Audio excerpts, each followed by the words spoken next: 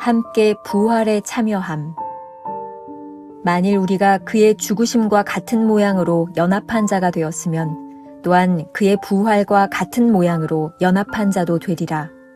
로마서 6장 5절. 예수님과 함께 십자가에 못 박혔다는 증거는 내가 그분과 뚜렷하게 닮는 것입니다. 예수님의 영이 내 안에 들어오면 나의 삶은 주님께 재조정됩니다. 예수님은 부활을 통해 하나님의 생명을 나에게 부여할 수 있는 권한을 받으셨습니다. 따라서 나의 실질적인 삶은 내 안에 부여된 하나님의 생명 위에 세워져야 합니다. 나는 지금 예수님의 부활 생명을 누릴 수 있습니다. 이 생명은 거룩을 통해 나타날 것입니다. 바울 서신의 전반적인 사상은 예수 그리스도의 죽음에 일치되려는 도덕적인 결단을 내리고 나면 예수님의 부활 생명이 인간 본성의 모든 부분을 점령한다는 것입니다. 우리의 죽을 육체 안에서 하나님의 아들의 생명이 살아가려면 전능한 능력이 필요합니다. 성령은 육체라는 집에서 손님으로 있을 수 없습니다. 삶의 전 영역을 지배합니다. 내가 나의 옛사람, 곧 죄의 유전이 예수님의 죽음과 일치되어야 한다고 결단하면 성령이 나를 점령하기 시작하시며 나의 모든 것을 주관하십니다.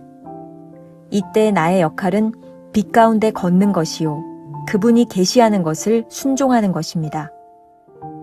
죄에 대해 도덕적인 결단을 내리면 내가 실제로 죄에 죽었다는 것을 아는 것은 쉽습니다. 그 이유는 예수님의 생명이 내 안에 있는 것을 항상 발견하기 때문입니다. 인성도 오직 하나인 것처럼 거룩도 오직 하나로서 예수님의 거룩 외에 다른 것은 없습니다. 내게 선물로 주어지는 거룩은 바로 주님의 거룩입니다. 하나님은 그분의 아들의 거룩을 내게 부어주셨습니다. 나는 영적으로 새로운 질서 속에 속하게 됩니다. 오늘은 4월 11일 함께 부활에 참여함이라는 제목으로 말씀을 나눠보겠습니다. 오늘 말씀은 어제 나누었던 십자가의 못 박힘, 그리고 내일 우리가 나누게 될 영생을 나눔 두 주제 중간에 위치한 내용입니다. 이 세 개의 말씀은 아주 밀접하게 연관이 되어 있습니다. 죽음이 없다면 부활도 없을 것이며 부활이 없다면 영생의 문제로 나아가지 못할 것입니다. 죄에 대하여 죽는 것은 그리스도가 우리 안에 사시도록 하는 첫 단계입니다. 이제 그 부활 생명이 우리 안에 들어오는 과정을 알아보아야 할 것 같습니다. 오늘 묵상에서 챔버스는 주님과 닮는다라는 표현을 쓰고 있는데, 주님과 함께 십자가에 못 박힌 사람에게 나타나는 현상입니다. 우리가 성령을 닮는다는 것은 성령님이 추상적인 존재가 아니라 실제적인 인격이라는 것을 말해주고 있습니다. 인격은 상호작용하며 영향을 주는 존재이기 때문입니다.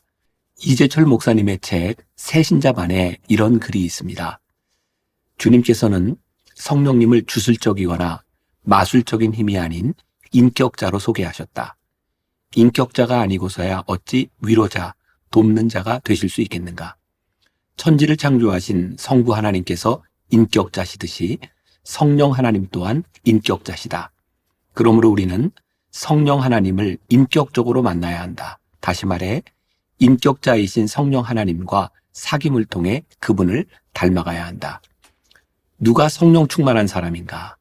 그대의 기도가 비록 서툴고 어눌하다 할지라도 그대가 성령님을 쫓아 살면서 그대의 인격이 변해가고 있다면 그 인격의 변화가 남을 위로하고 돕는 것으로 나타나고 있다면 그대야말로 진정 성령 충만한 사람이다.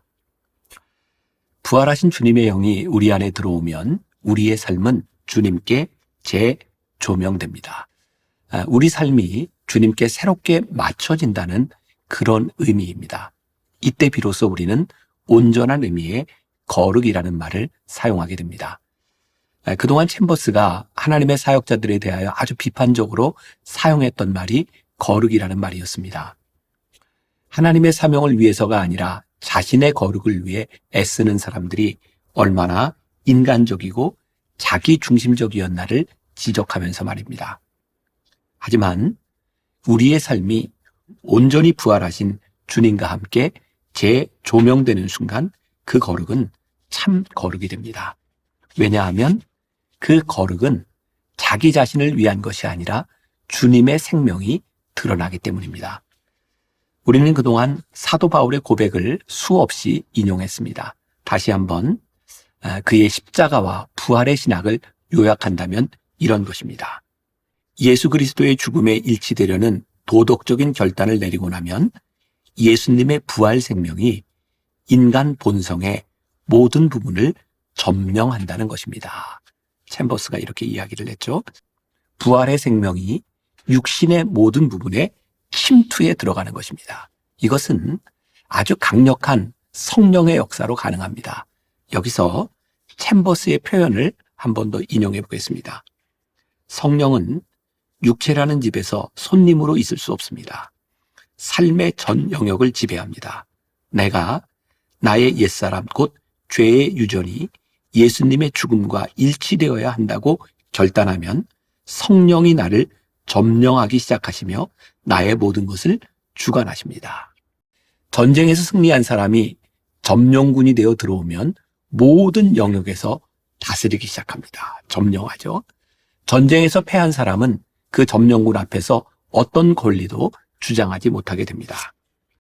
이러한 상황에서 살아나려면 모든 것에 순종하고 따르는 수밖에 없습니다. 우리의 육신이 완전히 죽고 성령님께 점령당하는 순간 오로지 살 길은 성령님께 순종하는 것입니다. 적극적인 순종이라는 것은 그리스도의 성품을 온전히 담는 것입니다.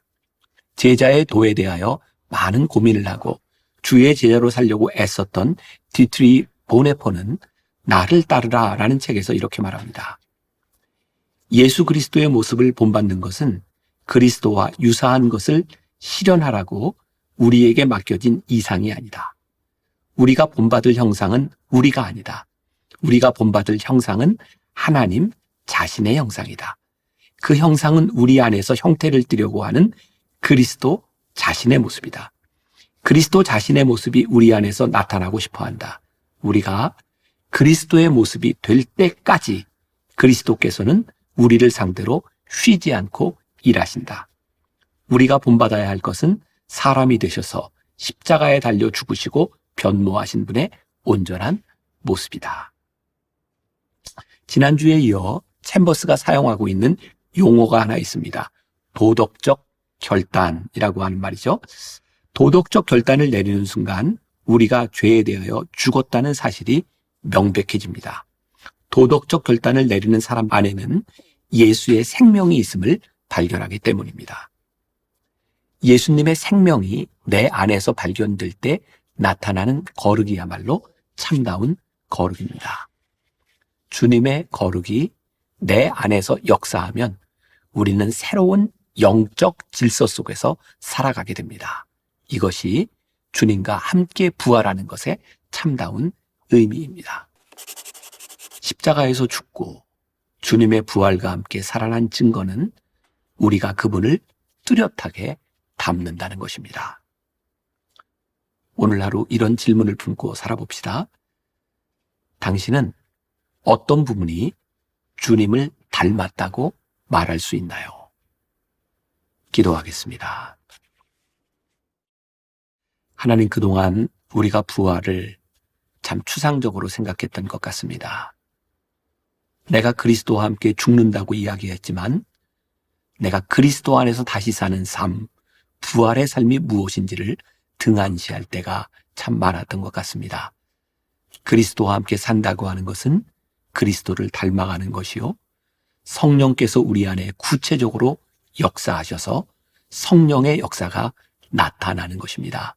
하나님, 오늘 하루를 살아가는 동안 성령님 내 안에 들어오셔서 내 안에 역사하시고 그리스도의 닮음이 나타나게 하여 주옵소서. 간절히 기도하며 그렇게 사는 하루가 되게 하여 주옵소서. 예수님의 이름으로 기도했습니다. 아멘.